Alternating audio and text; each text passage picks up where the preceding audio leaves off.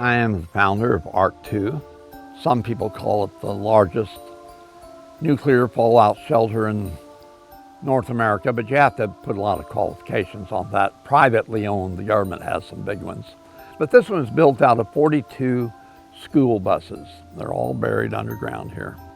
And the purpose of this facility is for, obviously, a nuclear war, but our purpose is reconstruction of society after nuclear war.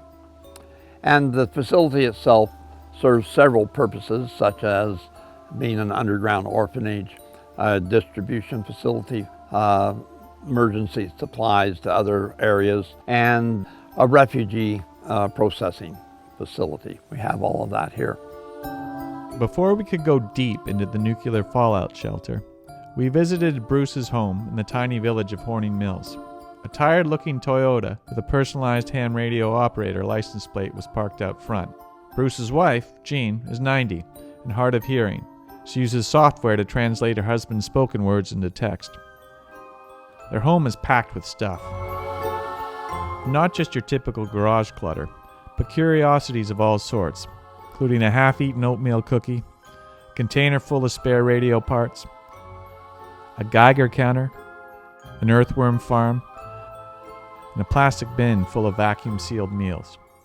83-year-old Bruce informed us that the tour of the shelter doesn't come for free. To get in, you need to work. So a National Post photographer picked up an axe and began splitting logs for firewood, while a writer and a videographer piled it inside. Bruce had a quick lunch, and then off we went to the entrance of Ark Two.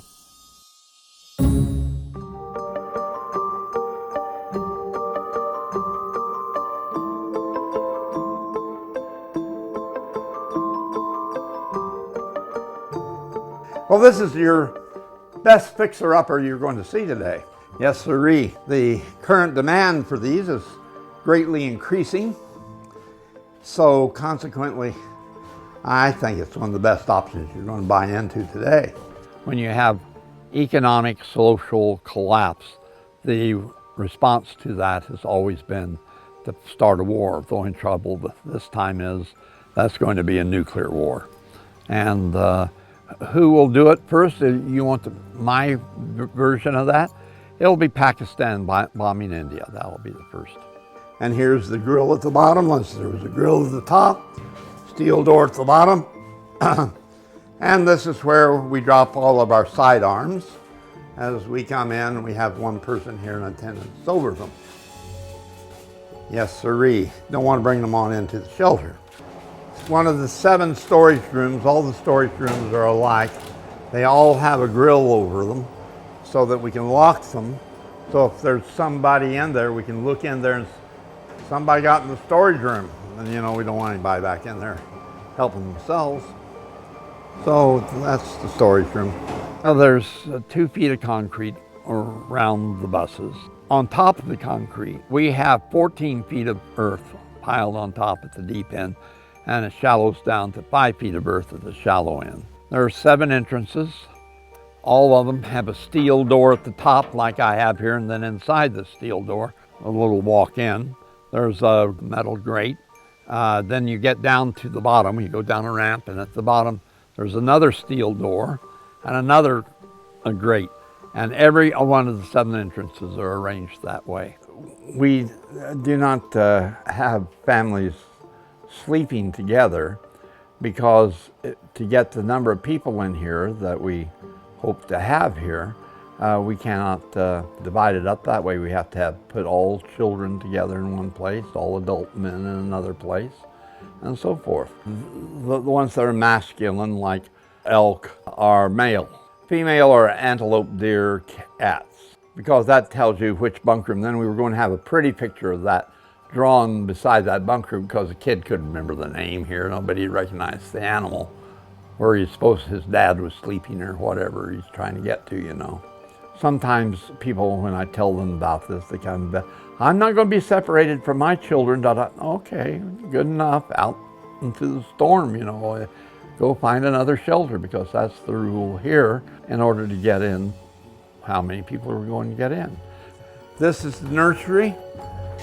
This is the playroom. The gate is so the children won't get out and wander around. There are 4 bunks on top, 4 in the middle, 4 below. 12 bunks there in a stack, and 2 sides to the room is 24 bunks. So we sleep 2 to a bunk, toe to toe. They're ages 5 to 2, and so we sleep 48 kids at a time, and we sleep them for 12 hours. That means that 2 times 48 is 96 children are slept in this bunk room.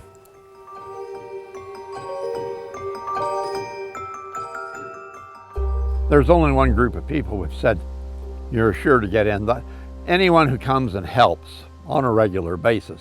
Most recently, we had a list of over 170 people that we would send out telling them when we were going to have a work weekend. But we said to them, unless you show up in the next 2 months, we're cutting you off this list. And so we cut our list back to 50. So beyond that, we do what is called triage. It's women and children first. I'll probably have trouble getting people to come in. But some things last and some things don't. And everybody gets a tickle out of it that we got this big jugs of V8 juice. And after they got 10 years old, they went completely black. And so I drank a whole jug of V8 juice that was black and over 10 years old. You know, didn't hurt me, didn't taste good, but I could drink it. And if you're starving, that's the difference maybe between life and death. Our chef says with this soup pot and baking biscuits in his oven, he can feed 3,000 people a day. The space in the shelter by Chinese standards is for 3,500. You see, the government's changed standards now. Who knows what we'll have in here? If we only have 223 bunks. So if we had less than 223 people, that'd be sad because it means some bunk was empty. We have 3 telephone switchboard systems. So these are the 3 switchboards, you see. And we bought them brand new, but the batteries wore out, so about 5 years ago, we had to replace all the batteries in them. Well, what we have is a surveillance system with many cameras, and these cameras then can be switched from their lines into the 8. We only have 8 small monitors that we can be monitoring at a time, and then they switch it from that camera and that monitor to any one of these large monitors they want to. They can say these are ABC. They can say command room, look at monitor B. That's at the front gate. I can never say how much money we put into it, but I can tell you how much it costs to replicate it. A new construction of 10,000 square feet today, 40 million wouldn't be unreasonable. People have no idea what I'm about or what I'm doing. There's a guide to this universe that we're all in our right place doing our right thing, and that we marry the right person, you see, and are born to the right parents, and go to the right school and have the right job experiences, and we're led through our travel in life. And I'm motivated the way I'm motivated because of whatever it is that motivates me, and I think that everyone is divinely guided. It's not a particular claim I make any difference for myself than anyone else. I'm just maybe more aware and appreciative of it than some people are.